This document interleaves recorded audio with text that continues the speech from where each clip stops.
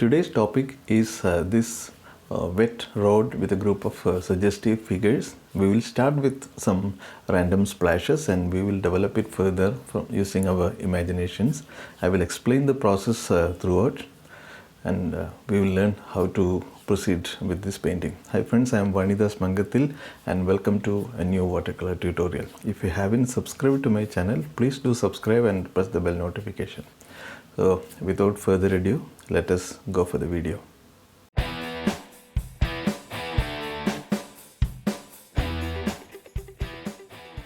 Regarding the materials, I am using a cold pressed watercolor paper and the size is slightly less than A4.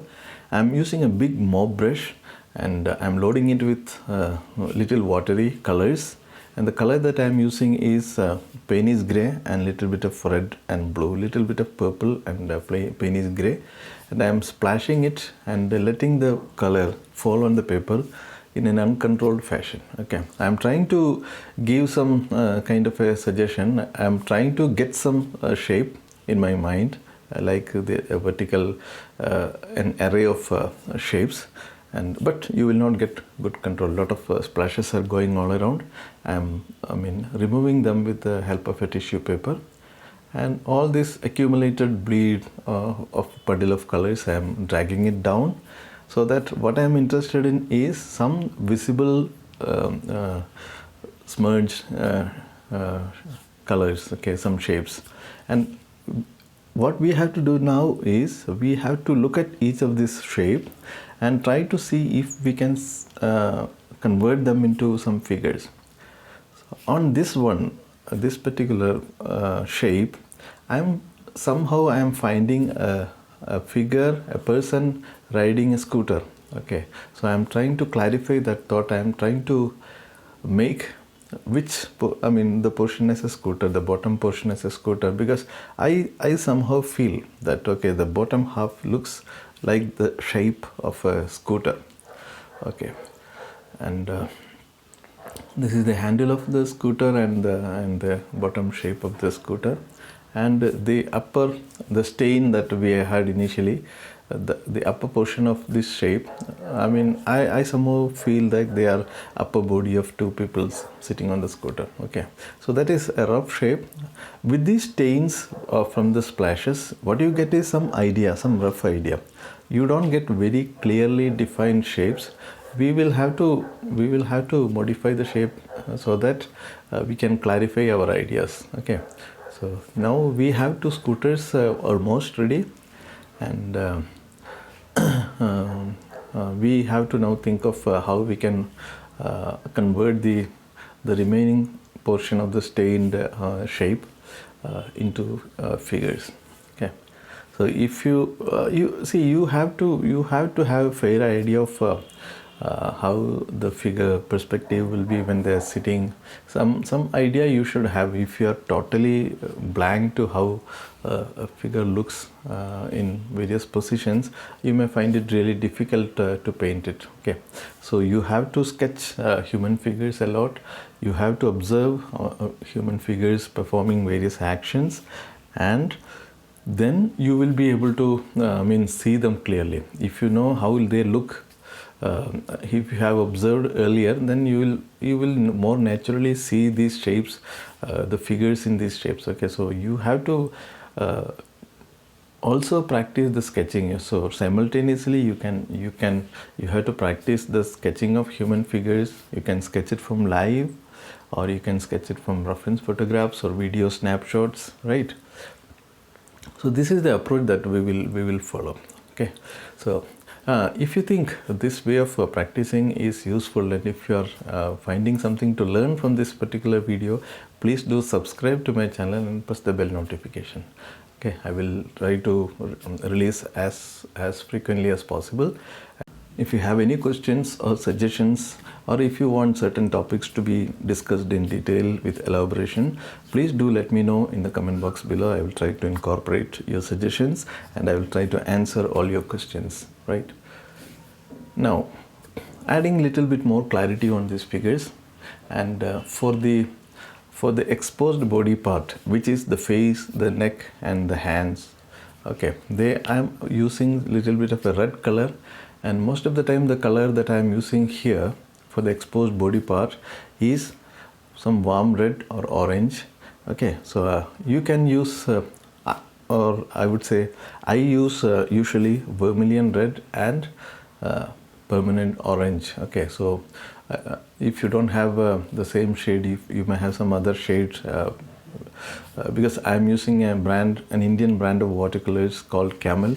So if depending upon the brand you use, you can pick up your own colors. Okay, now these two figures are almost done, so let us try to see some other conversion of the shapes. Okay, so here I am trying to see another person, and I'm using blue color here. So the shape doesn't exactly look like a figure at this point of time. Okay, so but I am getting some idea of the figure. See, the shape may not be exactly as a silhouette of a completed figure, but the shape, the initial random shape or the stain, that should give you some idea to begin. Okay, so that it may not look like a completed figure silhouette.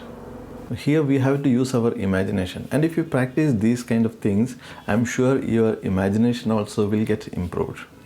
Right, now this looks like a person, and with some movement on the legs. Okay, and see the leg length of the leg, if you can see, they are different because that suggests some movements. When you walk, when you see someone walking towards you, usually you will not see their legs at equal distance or equal size, because one leg will be forward and the other will be back, and because of the perspective, you will find them with different length. Okay, so you have to observe those things.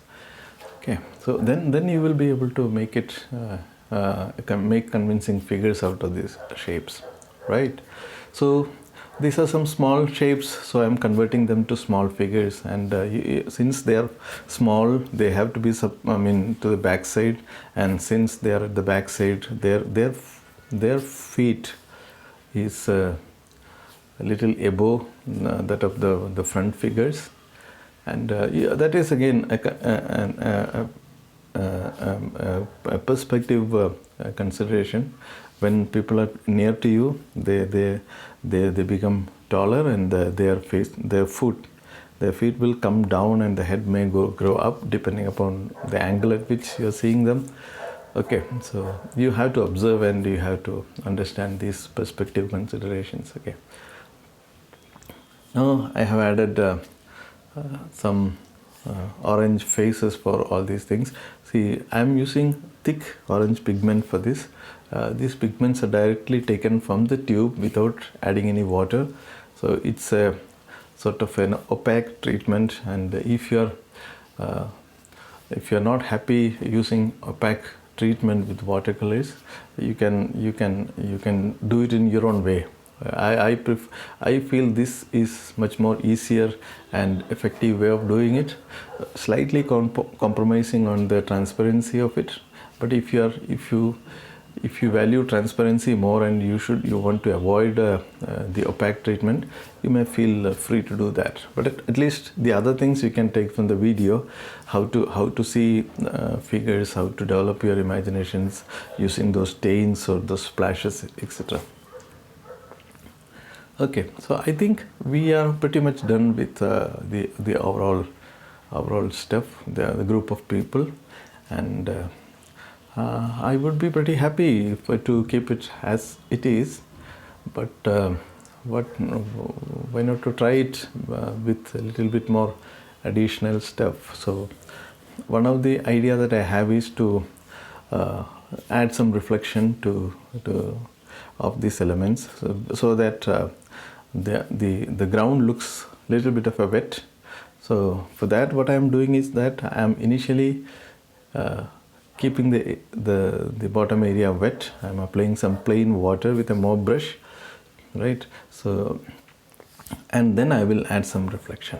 So the brushes that I have used are from Escoda, the Escoda Ultimo mop brush for the mop brush purpose, and this the brush that I am currently using, and the brush that I have used for these figures, they are Escoda Prado number 8 synthetic round brush.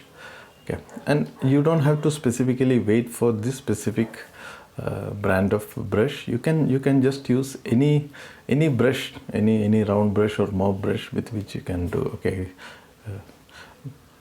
you don't need any specific tool for your tools to attain something. Okay, so you can always use something that that you have. You can use the tools that you have. That is, they are the best tools. Okay. Now I'm using a flat brush to bring them slightly down, pulling these pigments slightly down to suggest the reflection a little bit more effective by softening them at the bottom. Okay, right. I think the reflection is sufficiently suggested. I wouldn't say that this is perfect, but it is reasonably suggested so that the viewer can correlate and believe that these are reflections on a wet surface. Here I'm using a thick white pigment for the headlights for the scooter, and some highlights. Okay, so this gives this brings adds some contrast and pops it, and it basically I mean it enhances those things. It accentuates the overall importance of this those elements by these white touches. Again, this is not transparent, it is a little bit of an opaque treatment. These directional lines which I have used, that is to suggest a little bit more depth. Okay, that will enhance the depth, and it will also improve the overall sense of perspective for this. And I think we are pretty much done with all these things. And this figure just looks like a head alone, and I feel, or I prefer to believe that he is wearing very light sort of dress, and so that's fine. It's a figure very far away. I'm talking about the backmost figure. Okay. I think we are done pretty much. I'm adding some horizontal white marks just to break some of those reflections a bit, to add little bit more believability. I think we are done. We are done with this, and thank you so much for watching this. I believe, or I would like to believe, that this tutorial was informative to you. I have tried to express my thought process, and it is those thought process that you have to understand, and you can think in your own way, and then you can practice it. So keep practicing it, and please don't worry if you don't get a precise or a very convincing result. Initially you will find it very challenging. You may not get the result that you liked, but that is how we all learn, right? We all make mistakes, and we retry, and we learn it that way. So please don't stop practicing.